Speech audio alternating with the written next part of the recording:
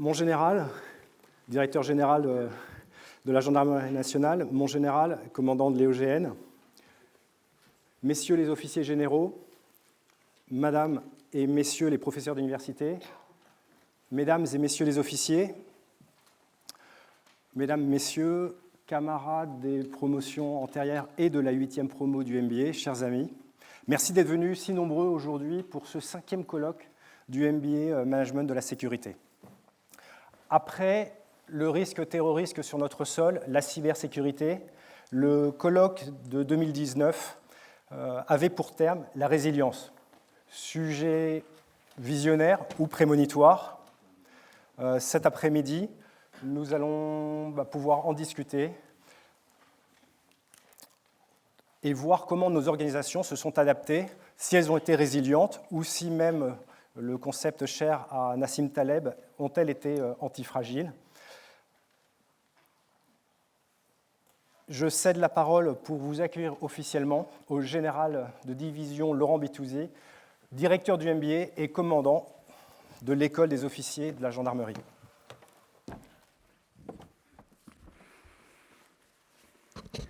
Merci beaucoup, cher ami. Mon général, directeur général de la Gendarmerie nationale, cher Christian, messieurs les préfets, et je souhaite en particulier remercier sincèrement monsieur le préfet Lalande qui vient de nous rejoindre pour la table ronde numéro 3 et monsieur le préfet Bouillon, secrétaire général de la Défense et de la Sécurité nationale, qui nous fera l'honneur de conclure le colloque aujourd'hui. Mesdames et messieurs les directeurs de chaire de notre MBA, mesdames et messieurs les professeurs, les intervenants à ce colloque, messieurs les généraux, mesdames et messieurs les auditeurs actuels et anciens du MBA, mesdames et messieurs les participants à ce colloque, et vous êtes nombreux, plus de 200 inscrits, plus de 200 dans la salle à cet instant, et puis pour tous ceux qui vont se connecter sur le lien YouTube en direct, ou nous suivre en direct aussi sur Twitter pour l'ensemble du colloque. Bienvenue à vous tous. Je suis très heureux de vous accueillir pour ce 5e colloque du MBA spécialisé Management de la sécurité de l'école des officiers de la Gendarmerie nationale, avec pour titre « Manager une crise totale ». Avant de poursuivre cette petite introduction, je souhaite avoir une pensée en notre nom à tous pour le capitaine de frégate Christian Beauval, auditeur de cette 8e promotion. Il est malheureusement décédé accidentellement le dimanche 10 octobre dernier. Âgé de 43 ans, il était père de 3 enfants. Et nous avons tous été au MBA et plus largement évidemment dans les armées affectés par cette disparition brutale. Je tiens à remercier le général d'armée Christian Rodriguez, le directeur général de la Gendarmerie nationale, d'avoir accepté d'introduire et participer à ce colloque. Nous sommes honorés de votre présence, monsieur le directeur général, cher Christian. Nous sommes aussi honorés de la présence de monsieur le préfet Stéphane Bouillon, comme je l'ai indiqué, secrétaire général de la Défense et de la Sécurité nationale, en conclusion tout à l'heure. Je remercie aussi nos professeurs, nos directeurs de chaire et tous les intervenants des 3 tables rondes que vous allez suivre maintenant dans cet amphithéâtre Foch ou en direct sur nos réseaux. Et à tous ces intervenants qui ont bien voulu se prêter à cet exercice d'échange sur un sujet d'actualité éminemment complexe et vivant, si je puis me permettre, puisque nous sommes encore tous dans une organisation spécifique liée à cette crise totale et en présentiel aujourd'hui, alors qu'une 5e vague semble pouvoir progresser aujourd'hui. Je remercie enfin tous ceux qui participent à cet événement dans le public ou depuis chez eux via cette retransmission que j'évoquais en direct sur YouTube. Vous êtes issus très majoritairement du monde de la sûreté, bien évidemment.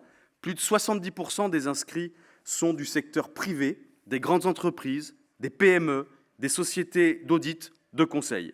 Les grandes administrations nous suivent aujourd'hui aussi, ainsi qu'à l'international et certains étudiants. Vous êtes nombreux à avoir répondu à cette invitation, marquant votre intérêt pour le colloque du MBA et plus largement pour le MBA lui-même spécialisé. Je tiens à saluer les auditeurs, tout particulièrement de la 8e promotion du MBA, qui sont tous présents avec nous aujourd'hui, et les 19 élèves de la classe prépa talent de la Gendarmerie nationale qui nous ont rejoints pour ce colloque et qui se préparent ardemment aux différents concours de la haute fonction publique. N'hésitez pas, si vous en avez l'opportunité, chacun à faire vivre notre colloque aujourd'hui et illustrer la journée avec le hashtag prévu à cet effet, hashtag CriseTotalMBA.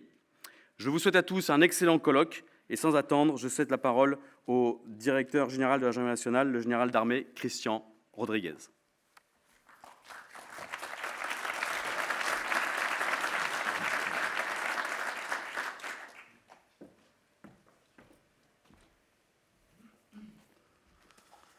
Bon, déjà, j'ai la chance de pouvoir enlever le masque. Ce qui n'est pas votre cas, je suis désolé de me réjouir de... Je le remettrai après. Cher Laurent, Laurent Bitouza, commandant de l'école des officiers, mesdames et messieurs les professeurs et directeurs de chaire, mesdames et messieurs, chers partenaires, chers auditeurs et anciens auditeurs du MBA, mesdames et messieurs en vos grades et qualités, chers amis, alors, je suis particulièrement heureux d'être avec vous aujourd'hui pour l'ouverture de ce grand colloque du MBA, d'autant plus que l'an dernier, pour des raisons que l'on sait, ce colloque n'avait pas pu se tenir, et je suis doublement heureux, et quelque part, ça me manquait. J'en profite pour faire une petite digression, je vais passer aux remerciements, mais avant tout, je veux remercier tous ceux qui ont cru en ce MBA, qui, au début, ont été engagés, au-delà d'engager même, pour faire du MBA ce qu'il est aujourd'hui. On a cherché, on s'est trompé par moments, on a vraiment voulu, on y croyait, et notamment ceux qui ont porté ce projet-là, dont beaucoup sont dans la salle. Moi, je suis vraiment très très heureux pour cela, et ça me rappelle aussi ces années un peu plus compliquées, où il a fallu trouver les bons cadrages, les bons réglages, pour arriver à ce MBA aujourd'hui, dont moi je suis fier. Je n'aurais pas fait grand-chose, mais je suis très fier de ce qu'est devenu le MBA, et je suis très heureux de ce qu'il apporte à la gendarmerie, mais j'y reviendrai. Merci aux organisateurs, à l'école des officiers de la gendarmerie et au département MBA, cher Laurent, cher Alexis, à vous et vos équipes. Merci à l'école militaire, au SGDSN, qui nous accueille aujourd'hui en leurs murs. Merci à l'ensemble des enseignants et des directeurs de chaire qui font vivre le MBA. Merci aussi à tous nos partenaires et soutiens. Et bien sûr, merci aux auditeurs de la 8e promotion, ainsi qu'à ceux des promos précédentes, pour la confiance qu'ils ont eue dans la gendarmerie, pour la confiance et pour la fidélité, et pour leur fidélité, car je sais qu'une fois la formation achevée, les liens qui ont été créés perdurent, pardon pour cet acte manqué, perdurent, et nous nous en félicitons. Je le disais juste avant d'entrer dans l'amphi, j'entends beaucoup parler du MBA à l'extérieur, en des endroits où je n'imagine pas qu'on me parlera du MBA, et on m'en parle. Et on m'en parle parce que les liens se sont créés entre les auditeurs, les anciens auditeurs, et ceux qui, à un moment donné, ont eu un lien avec quelqu'un qui a suivi le MBA. Et je pense que c'est le meilleur indice du fait que ces liens perdurent. Je suis vraiment désolé. Ces liens existent, perdurent, et vont pouvoir continuer à nous permettre de faire vivre cette belle aventure. Un petit mot sur cette valorisation du MBA. Je le disais, le MBA revêt une grande importance aux yeux de la maison et à mes yeux, parce que depuis 2014, c'est une formation qui est pluridisciplinaire et de haut niveau, tant du fait des enseignements qui sont dispensés, que du profil des enseignants, que du profil des stagiaires. C'est important parce que ce MBA, c'est aussi une scolarité complète et innovante. Les auditeurs sont immergés au cœur des grands enjeux publics et privés en matière de sécurité et de sûreté. En plus de l'excellence de la formation académique et du travail de recherche, il y a cette formation expérience opérationnelle, en lien avec, par exemple, le GIGN et plusieurs de nos partenaires. Je pense que c'est aussi l'un des atouts du MBA. Le volet numérique, l'importance du volet numérique du MBA est aussi quelque chose qui mérite d'être mis en exergue. Je pense aux classes virtuelles, je pense également à la simulation de gestion de crise dans le laboratoire de préparation opérationnelle des unités de l'EOGN. Un MBA qui est important parce qu'il s'appuie par ailleurs sur un écosystème particulièrement riche et dynamique et que nous avons tous à cœur de continuer à développer. Je pense aux partenariats stratégiques avec Paris 2 Assas, avec HEC, avec le CNAM, partenariat aussi avec de grandes institutions publiques, de grands groupes industriels et des associations professionnelles clés. Nous souhaitons par ailleurs, d'une manière générale, conforter notre positionnement au carrefour de ces différents univers, au cœur de cet écosystème. Et le MBA, nous, quand je dis nous, je pense la gendarmerie, y contribue fortement. Cette formation, par ailleurs, présente un caractère unique, qui repose sur une ouverture qui est assumée et revendiquée. Et elle s'adresse aussi bien à des auditeurs externes, des secteurs privés et publics, qu'à nos officiers, qui bénéficient aussi de ce changement de référentiel et des échanges qui ont lieu pendant la formation. Et cette double dimension, qui est un facteur important d'enrichissement mutuel, est quelque chose d'important et qui d'ailleurs trace aujourd'hui, dicte aujourd'hui les parcours de carrière de nos cadres qui sont plus forts et sont meilleurs dès lors qu'ils sont confrontés, je le disais, à un référentiel différent du leur et qu'ils s'enrichissent des différences qu'il peut y avoir entre vous pendant cette formation. Et ce MBA est non seulement un espace de formation et de transmission, mais c'est un espace d'échange et de dialogue sur des enjeux de sécurité auxquels tous nous sommes confrontés dans nos fonctions réciproques. Vous avez choisi cette année de consacrer votre colloque à la thématique de la crise totale et à la façon d'y faire face. Alors, le thème est d'actualité. On parlait d'antifragile tout à l'heure. Tout à l'heure, je parlerai de signes noirs. Je souhaite vous amener quelques éléments liminaires de réflexion et de la réponse que nous essayons d'y apporter, sachant que je lirai les actes avec beaucoup d'intérêt, parce que la crise est en train de changer. On est passé d'une succession de crises à une accumulation de crises, sans pour autant que la succession disparaisse. Et on a commencé à en tirer des enseignements, mais il est de nos devoirs d'imaginer le coup d'après pour essayer de davantage anticiper et de mieux réagir lorsque la crise arrive. Le temps des crises, alors ça fait quelques années qu'on évoque le fait qu'on est dans le temps des crises. C'est-à-dire que chaque année, on considère qu'on pourrait difficilement avoir pire. En fait, chaque année, on est contredit par ce qui arrive. Au-delà de l'enchevêtrement des crises les unes dans les autres, il y a un effet amplificateur que nous avons du mal à mesurer, mais qui est réel. Je vous donne juste une illustration. À la faveur de la crise sanitaire et de la désocialisation des territoires, c'est cette France des ronds-points, cette France qui dégoupille, on observe dans le même temps une augmentation importante des violences contre les signes étatiques, ou ce qui peut laisser penser à ceux qui ont envie de les détruire que ça a un lien avec l'État, mais également à l'endroit des forces de sécurité ou des élus. On avait, il y a encore 2 ans, quand on avait un forcené par semaine qui tirait sur les gendarmes qui voulaient l'interpeller parce qu'il frappait sa femme, en ce moment, on a 3 à 4 forcenés par semaine qui tirent sur les gendarmes. Et on a une période où on avait 3 forcenés par nuit qui tiraient sur les gendarmes qui intervenaient. Je pense que je parle d'exacerbation et je parle d'effet d'implication des crises. On n'en est qu'au début. Je pense que la crise sanitaire va peser durablement sur l'adversité à laquelle nous allons devoir faire face, et d'ailleurs au principal, dans des territoires, parce que la socialisation s'y est davantage délitée qu'ailleurs, qui sont notamment dans nos zones de compétences. Pour citer les crises, mais j'y passerai vite puisque j'ai affaire à des gens qui sont des spécialistes de ces sujets-là. Je ne reviens pas sur la crise sanitaire, la menace terroriste qui est constante, on le voit encore dans un pays proche en ce moment, les fortes tensions sociales et crises d'ordre public, le sujet des gilets jaunes qui a un petit peu tombé à la faveur de la crise sanitaire, mais la France périphérique connaîtra sans doute une certaine résonance dans les périodes qui viennent.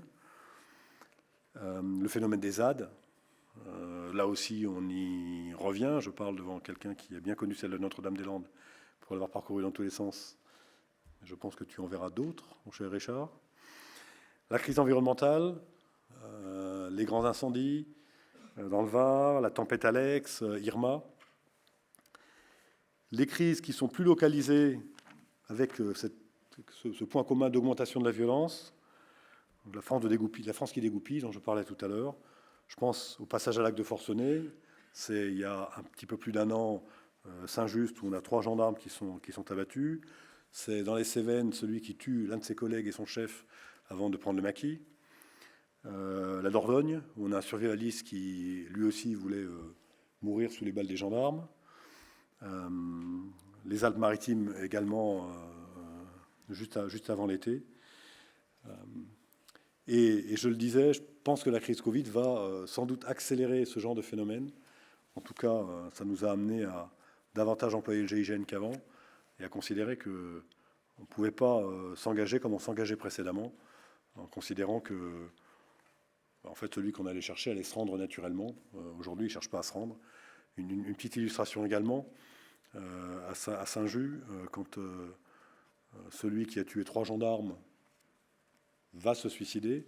Avant de se suicider, il piège la voiture avec laquelle il a eu un accident, avec un fusil à canon scié, de telle manière que sachant que les gendarmes allaient ouvrir la voiture, dès lors qu'on ouvrait la porte passager, celui qui l'ouvrait sans y faire attention pouvait prendre une décharge de chevrotine au moment d'ouvrir la porte. Et il monte ce piège-là avant même de se suicider.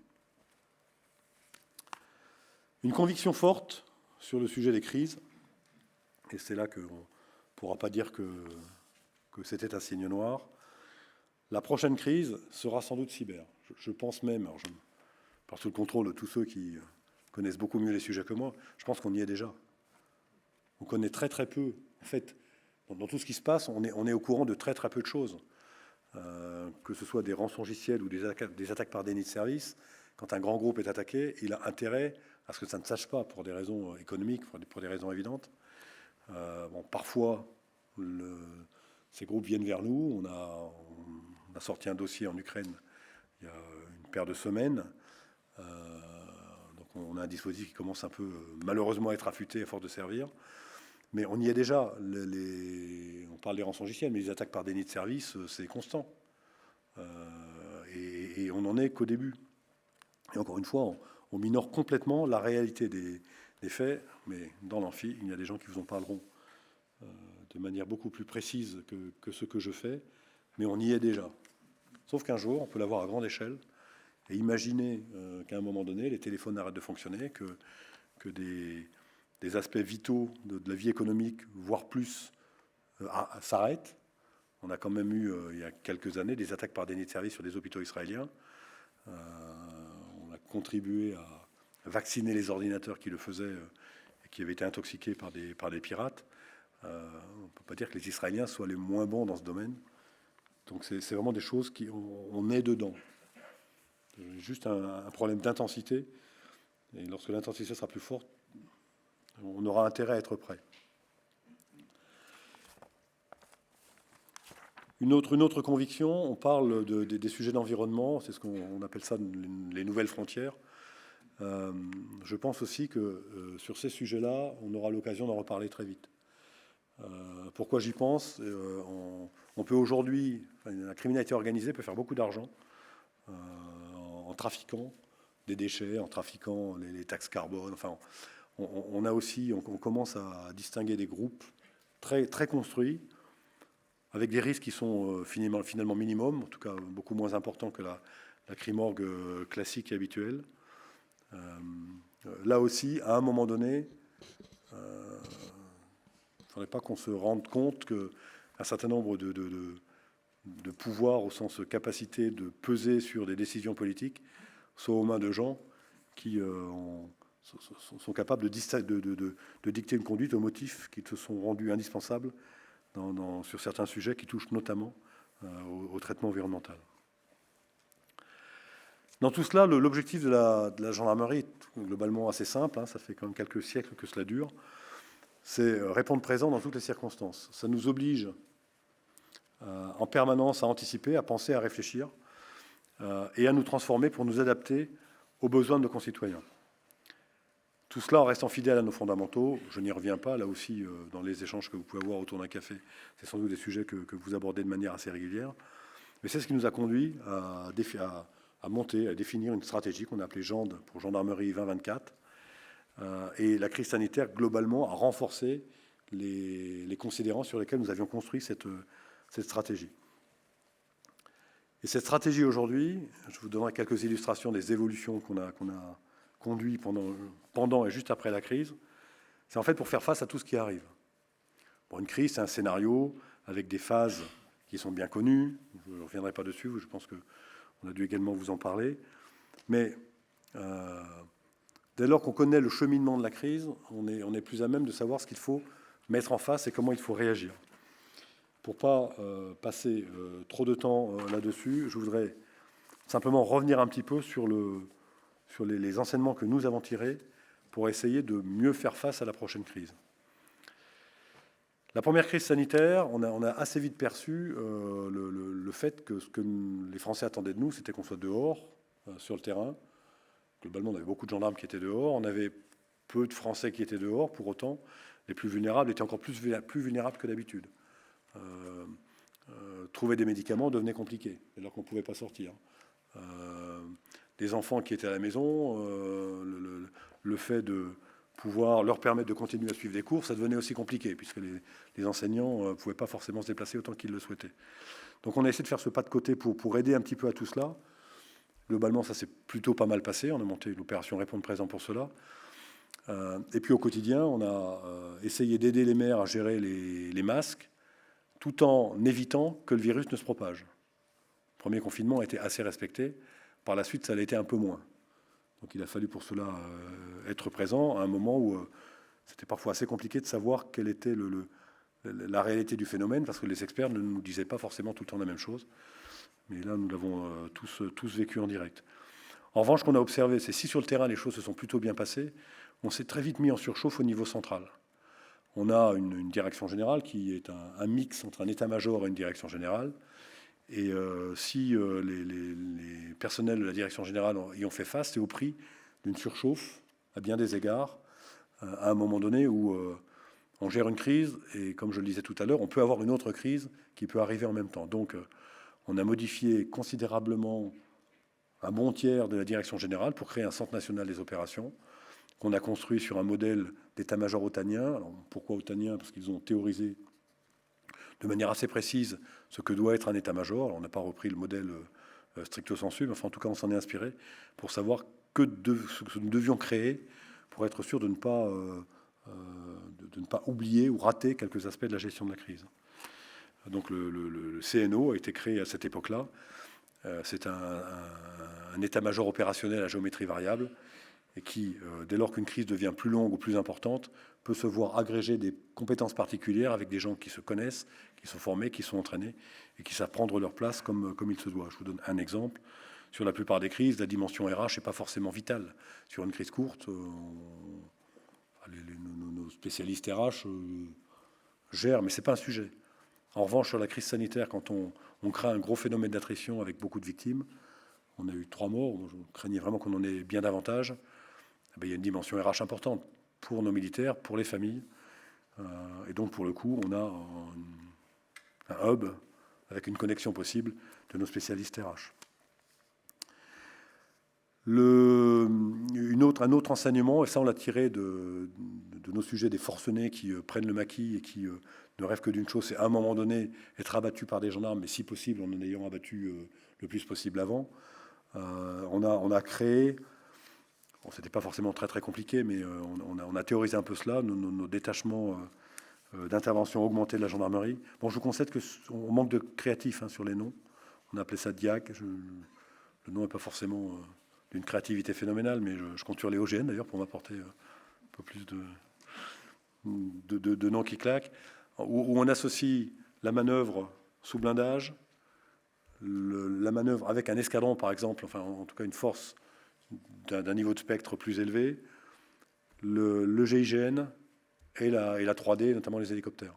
On sera aidé demain avec les H160 qu'on aura fin 2023, que nous commencerons à avoir fin 2023, début 2024, qui nous permettront d'avoir quelque chose en coup complet, qui permettra de faire face aux forcenés, mais également à une émeute urbaine, en tout cas quelque chose qui sera d'un niveau de risque, enfin de danger plus élevé que ce que l'on peut observer au quotidien. Un hélicoptère d'ailleurs a fait l'objet d'un tir en Dordogne. On a eu un impact d'une taille d'une balle de Brenneck dans un hélicoptère qui n'a heureusement pas craché. Mais je pense que c'est important d'avoir cette vision très très large. C'est le GIGN 3.0. Là aussi, il fallait répondre mieux à ce qu'on attend de nous. Il faut être capable de développer quelques compétences du haut du spectre. Mais il faut aussi être capable d'intervenir rapidement sur les centrales nucléaires, mais pas seulement. Maintenant, quand il y a un forcené, on pense tout de suite GIGN pour essayer de limiter les risques. Nos capacités cyber, c'est la création du commandement cyber dans le début, mais plus réellement dans le courant de l'été de cette année. C'est nos 7000 cyber-enquêteurs qui ont vocation à être 10 000 sous peu. Donc il y a un travail de mise en ordre avec des niveaux d'expertise qui sont différents. Le niveau d'expertise tout en haut, avec le centre de lutte contre les cybercriminalités qui est à Pontoise, mais qu'on va faire déménager, on les fera venir à Paris. Ce sont ceux qui ont fait une première mondiale avec EncroChat il y a un peu plus d'1 an. C'est ceux qui avaient été sollicités par le FBI sur une opération, celle des attaques par déni de service sur les hôpitaux israéliens et sur du minage de crypto-monnaies grâce à un antivirus dont les flux de mise à jour avaient été hackés par des hackers. J'étais à Europol, j'ai reçu pas mal de mes homologues des polices étrangères qui sont très demandeurs d'une collaboration européenne. Donc on les accueillera bien volontiers dans le ComCyber. Il y a un gros travail à faire. Il y a un gros travail. On réactive aussi, je le dis, à toutes fins utiles à ceux qui sont très branchés sur le sujet. On réactive notre réserve cyber. Enfin, on active parce qu'on ne l'a pas réellement activé. On a quelques abonnés et on en est très heureux. Mais il faut vraiment démultiplier les efforts à cet égard. Et c'est d'autant plus important que le niveau, j'allais dire, d'hygiène numérique, on l'a vu pendant le premier confinement, en fait, c'est assez effrayant. Quand on commence à faire le tour des collectivités, des TPE, PME, voire de groupes plus importants, là aussi je parle sous le contrôle de spécialistes, il n'y a quasi rien de fait. Tout le monde se dit, bah non, moi je ne veux pas être attaqué, il n'y a aucun risque. Bah si, tout le monde peut être attaqué. Et le jour où on aura une attaque très globale, ça peut concerner beaucoup de monde. Et je vous le redis, on y est déjà. Bon, là aussi, il y a des gens qui pourront vous détailler tout cela sans difficulté. Enfin, en tout cas, ça justifiait qu'on engage notre ComCyber et on a beaucoup de travail devant nous. Quand on a une crise, après la crise, il faut aussi avoir des retours d'expérience. Donc, je dis ça devant celui qui a créé la cellule Retex, le retour d'expérience, et son adjoint. C'est absolument indispensable. D'une manière générale, dans les administrations, on nommait souvent, alors pour de bonnes raisons, parce qu'une crise chassant l'autre, on doit gérer au quotidien tout ce qui se passe, mais on doit s'astreindre à un retour d'expérience. Si on ne le fait pas, on reproduira les mêmes erreurs.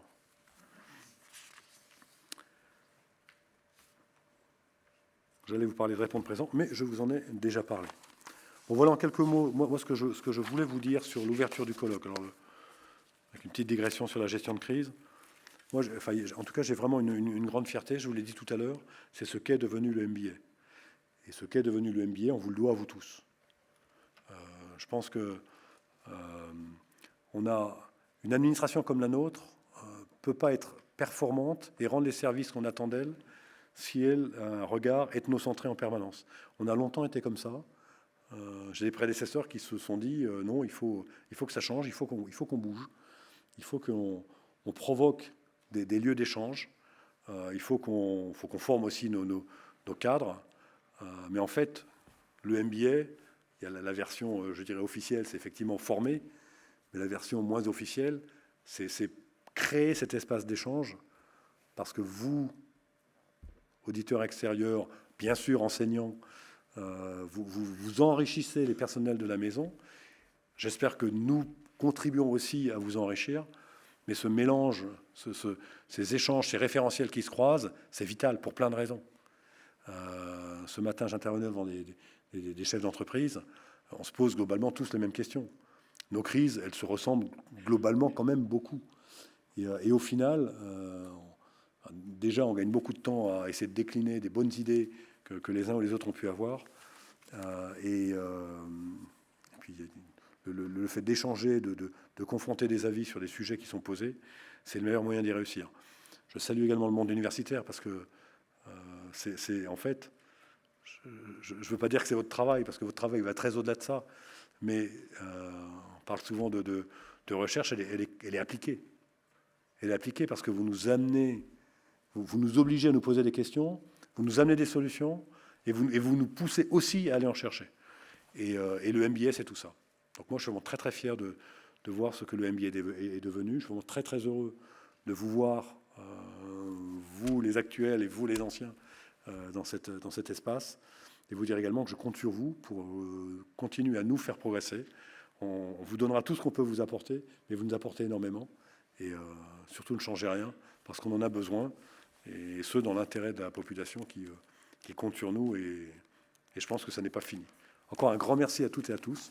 Bon colloque, et à très vite.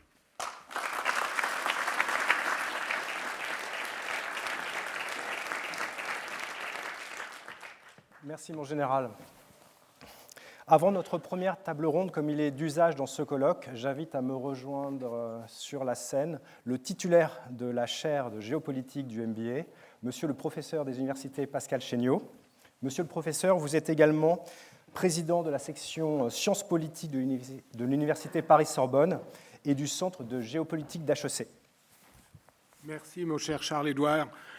Mon général, monsieur le directeur général, cher Christian, mon général, monsieur le commandant de l'OGN, cher Laurent, mon général, cher Christophe Boyer, qui avait préparé le thème de ce colloque et qui nous fait l'amitié d'être à l'arrivée de ce qui fut un départ sous votre égide, messieurs les officiers généraux, mesdames et messieurs les officiers, chers participants, chers anciens, et si vous le permettez, chers amis. Je voudrais remercier le général d'armée Rodriguez pour sa présentation. Il nous a demandé un rétex. L'objectif, ou l'un des objectifs de ce colloque, mon général, sera bien évidemment de fournir sur les aspects sanitaires, sécuritaires et de coopération un premier échelon de retour d'expérience et qu'il me soit permis de remercier publiquement les intervenants. De la même façon, mon général, vous avez évoqué votre fierté de coopérer avec le monde universitaire, qu'il me soit permis à mon modeste niveau de dire que c'est le monde universitaire qui est fier de pouvoir travailler à une aussi belle aventure auprès de la gendarmerie nationale. Je voudrais, compte tenu du sujet qui nous réunit aujourd'hui, évoquer un souvenir de 2009. Nous accueillons sur le campus de Juilly-en-Josas, à l'école HEC, Monsieur William Henry Gates III, plus connu sous son acronyme Bill Gates.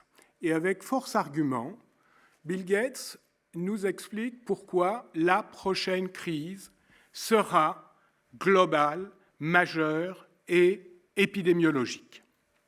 Et il nous indique, in fine, que s'appliquant les conséquences de sa perception du monde, il allait, en plus de l'allocation qu'il verse annuellement à travers sa fondation à l'Organisation des Nations Unies, verser 350 millions de dollars par an à l'Organisation mondiale de la santé. 10 années se sont écoulées et de la même manière que le général d'armée Rodriguez a évoqué la typologie des crises, de la même manière, je voudrais me permettre de remercier mon collègue et ami Alain Boer pour avoir choisi l'adjectif total pour qualifier celle que nous allons essayer d'évoquer aujourd'hui. Car cette crise est totale dans la mesure où elle est à la fois géographiquement mondiale, mais où elle est transversale, elle est globale. D'abord, nous devons convoquer l'histoire parce que si l'histoire n'est pas mémoire, ce que nous enseigne cette crise, c'est que nous sommes condamnés à la revivre. Ne remontons pas à la rougeole ou à la peste noire, mais très objectivement. Si nous remontons à la moitié du XXe siècle, la cyclologie des crises majeures a été une cyclologie épidémiologique. 1957, la grippe de Singapour, 1968, la grippe de Hong Kong, 2003, le premier syndrome respiratoire aigu sévère SRAS-CoV-1, et venant cette fois-ci du Mexique, au niveau de l'épicentre de propagation, la grippe H1N1. Au motif que la première variante de virus couronné a été très vite inhibée. Officiellement, le ministère français de la Santé a dénombré 457 cas. Au motif qu'ensuite, Après le SRAS de 2003, la grippe H1N1 de 2009-2010 s'est terminée en un gros rhume du type de celui que j'ai actuellement et qui fait que je m'adresse à vous avec une voix encore plus atypique qu'à l'accoutumée, ce dont je vous prie de bien vouloir m'excuser.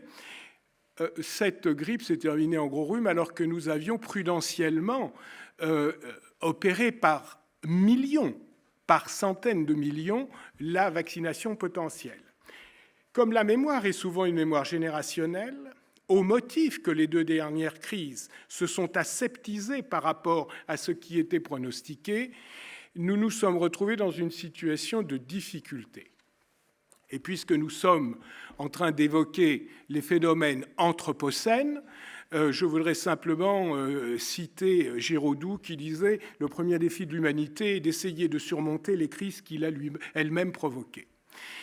Quand, dans cet amphithéâtre Foch où on enseigne la stratégie, mon vieil ami Hervé Couteau-Bégari essayait d'analyser ce que devait être la prise de décisions stratégiques, on avait tendance à négliger le déroulé classique qui fait que la logistique, le capacitaire est au cœur du phénomène.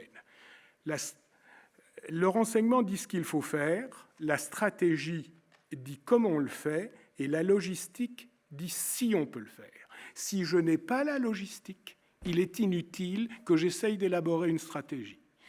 De la même manière, nous avons constaté à l'occasion de cette crise que du phénomène gestion des masques à la phénomène vaccination, le capacitaire a dicté le discours sur la stratégie.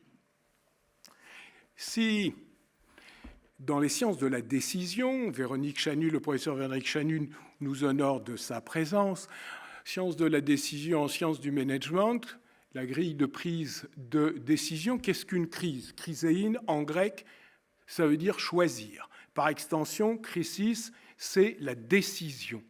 Eh bien, les différents temps ne se sont pas synchronisés. Pour un décideur politique, formé généralement à l'école d'affaires publiques de la rue Saint-Guillaume, soit uniquement, soit initialement, le théorème politique, c'est crisis, mais jamais crassis. Crisis, c'est la crise qui doit être la décision. Si la décision devient indécision et que le temps de l'indécision est trop long, on arrive à crassis, ce qui veut dire la confusion. La confusion qui, dans toute philosophie aristotélicienne, discrédite de sa légitimité même le dirigeant de la cité. Le temps pour l'opinion publique, c'est le temps de la peur. Le temps, pour le média, c'est le temps de l'immédiateté compassionnelle qui fait qu'une polyphonie discrédite quelque peu les voix scientifiques. Et ces temps ne sont pas synchrones. Nous avons également une perception du monde qui a été remise en cause à l'occasion de cette crise, ce que nos anciens appelaient une cosmogonie. En réalité, quand en sciences politiques on a évoqué la fin de l'histoire, simultanément, nous était promis en sociologie un monde postmoderne, un monde d'hommes prométhéens, un homme d'intelligence artificielle, toutes les théories sur le scientisme et la postmodernité. Et voilà que la sidération a été d'autant plus grande que l'on était présupposé avoir surmonté ce type de handicap. De même, les écoles de théorisation des relations internationales, du constructivisme au transnationalisme, pronostiquaient la mort de l'État. Je n'ignore pas que le 45e président des États-Unis avait été déjà quelque peu en but à une possible remise en cause par des mondialisations relatives. Mais cette pandémie a été marquée par les termes de souveraineté économique, souveraineté industrielle, souveraineté logistique, relocalisation, frontières, retour de l'État régulateur, de l'État-providence, de l'État visionnaire, de l'État stratège. Vous êtes dans une relativisation d'un monde qui chaque jour devient un peu moins multilatéral, tout en devenant un peu plus multipolaire. Le paradoxe étant que nous ne viendrons de toute façon à bout de cette pandémie que dès lors que nous lui aurons trouvé une solution mondiale. Démondialisation d'un côté, nécessité de perception mondiale d'une solution de l'autre. L'économie a été largement mobilisée. Discussion reprise en U lente, reprise en V. Ça ne sera ni une reprise en U, ni une reprise en V. C'est une reprise en K qui nous attend, qui a commencé et qui nous interpelle à nouveau. En K, c'est-à-dire des riches de plus en plus riches, je ne vais pas revenir sur la capitalisation des GAFAM, et des poches entières de pauvreté, avec le substrat social y afférent d'une paupérisation qui se rappellera en maintien de l'ordre à travers ce que le général d'armée Rodriguez évoquait devant vous. Cette situation économique, elle a été à peu près gérée parce que généralement, quand on souffre, on apprend plus vite et que les crises de 2008 et de 2011, Morgan Stanley d'un côté et puis de toute façon la crise de la dette souveraine pour l'Europe, avaient démontré que le seul moyen que le moteur ne tombe pas en panne le jour où la machine repartirait était que les banques centrales fassent leur travail en créant de la liquidité, fût-ce ex nihilo, et on a donc produit de la création monétaire non corrélée à la moindre création de richesse, dans l'esprit que, 1, nous puissions repartir le jour où, et que, 2, cela ne soit pas inflationniste. Aujourd'hui, nous avons un phénomène micro-inflationniste qui est inhérent à un processus de reprise et de cherté des matières premières, donc des intrants industriels. Mais à côté de cela, il faudra m'expliquer.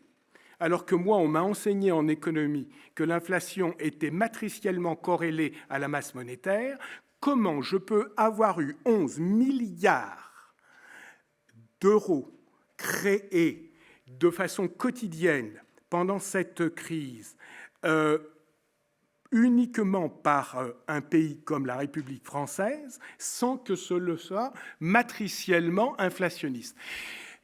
Vous avez un plan de relance de 7 000 milliards aux États-Unis, tout cumulé.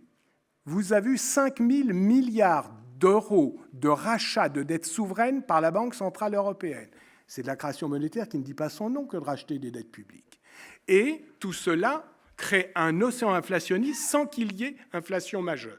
C'est un phénomène qui remet en cause des doctrines économiques. Ces doctrines économiques ont également des conséquences géopolitiques. Regardez ce qu'il en est de la souveraineté de l'Europe. À l'occasion de cette crise, c'est l'organe le plus technique, situé à Francfort, Allemagne, dirigé par Madame Christine Lagarde, la Banque centrale européenne, qui est devenue créateur d'un vrai début de souveraineté de l'Union européenne. En rachetant des dettes souveraines, en cautionnant, en se mettant sur les marchés internationaux pour que ce soit la BCE qui s'endette et non les États membres de l'Union, vous avez eu une souveraineté monétaire donnée à l'organe qui était présumé le plus technique et le moins souverainiste de l'Union. Vous avez eu une pandémie alibi, Boris Johnson. Je sais bien qu'il a fait son travail de mémoire sur le mensonge dans la philosophie d'Emmanuel Kant, mais tout de même, soyons conscients que l'aspect récessionniste de son pays, il a tout moyen d'en accuser la pandémie et que la Covid-19 est pour lui un merveilleux argument, peut-être une argutie, pour justifier aux yeux de son opinion publique le caractère récessif de la situation du royaume encore uni. Si vous regardez la Chine, il a fallu qu'elle invente un storytelling, car si vous parlez du virus de Wuhan ou si vous rappelez que le virus qui nous frappe n'est pas arrivé ex nihilo, mais de la province du Hubei, vous êtes sorti de cette salle. Et concrètement, il convient d'admettre que la diplomatie du vaccin, la diplomatie des masques, la diplomatie du soutien sont autant d'éléments visant à édulcorer le fait qu'une fois de plus, la propagation virale provient d'un pays où les contrôles sanitaires restent aléatoires. Quand vous regardez par rapport à cette situation, la situation également, disons, psychosociologique du phénomène. Vous vous rendez compte que nous avons une relation à nous, êtres sociaux, hommes, êtres sociaux, relation au temps, relation à l'altérité, relation au travail, relation au pouvoir qui ont été modifiées. Relation au temps. L'individu est ainsi fabriqué qu'il faut absolument qu'il parle de l'après. Il ne peut pas concevoir que le futur soit dépréciatif, il lui faut absolument, pour pouvoir accepter le présent, qu'il invente un futur mélioratif. De ce fait, il ne veut pas que l'on parle de la situation à venir comme autrement être un autre possible que meilleur. Le monde d'après, le monde d'après, le monde d'après. Mais combien de temps faudra-t-il pour que l'on comprenne qu'il faut parler du monde d'avec? Combien de récurrences ou bien de vaccinations annuelles? Donc, en réalité, vous avez en même temps une acceptation, mais une acceptation d'autant plus fragile psychologiquement que les gens ne l'acceptent qu'à condition de la concevoir comme une temporalité. La relation à l'altérité, l'autre devient le danger. Il ne suffit pas d'être confiné, d'avoir une génération écran, une génération qui ne sort plus, une génération qui va être marquée depuis l'enfance sur un mode d'organisation de vie qui est différent. Il faut, de surcroît, comprendre que l'autre, la complémentarité, l'humanité elle-même est remise en cause puisque l'autre devient le problème ou le danger. Et puis, la relation également au travail. Le travail devient un épisode de vie. Et si je peux de surcroît me l'approprier dans mon cadre de vie, ma vie principale doit être une autre chose que le travail.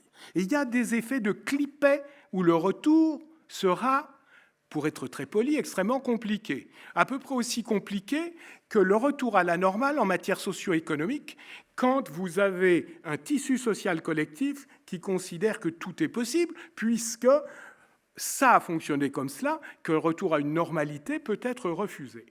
Vous avez également une relation au pouvoir, la contestation qu'évoquait le général Rodriguez.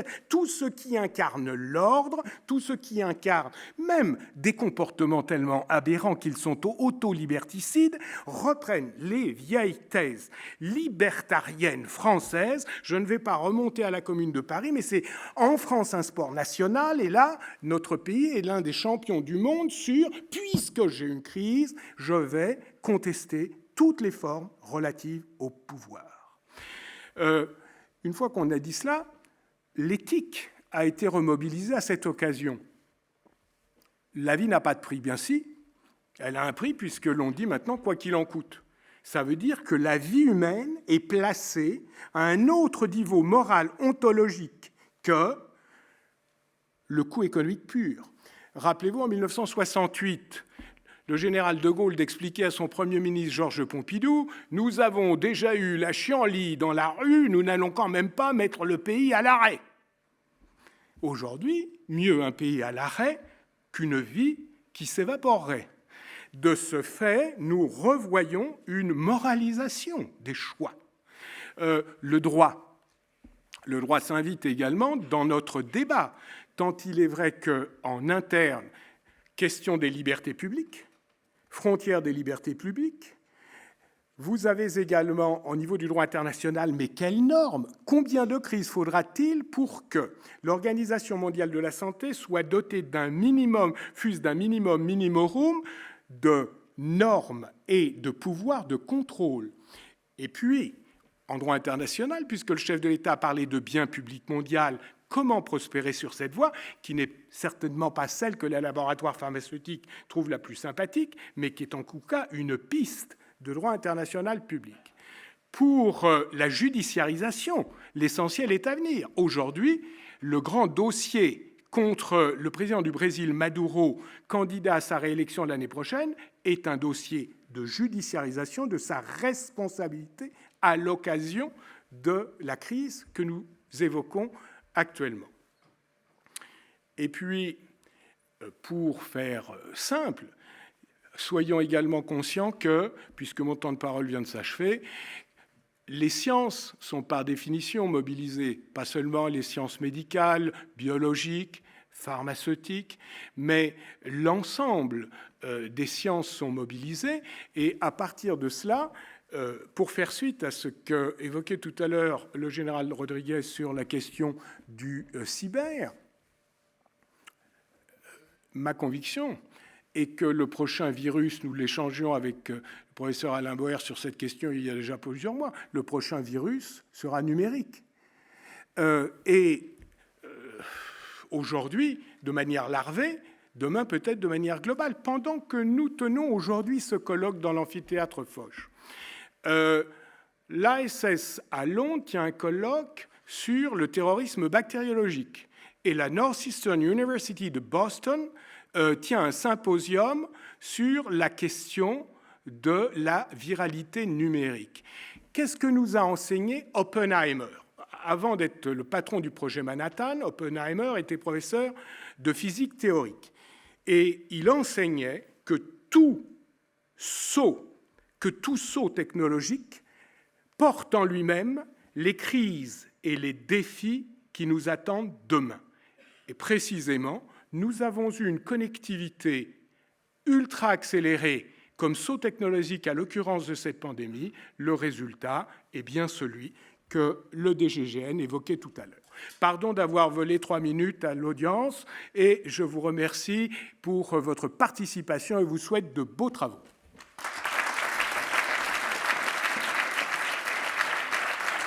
Merci, monsieur le professeur. Merci, mon cher Pascal.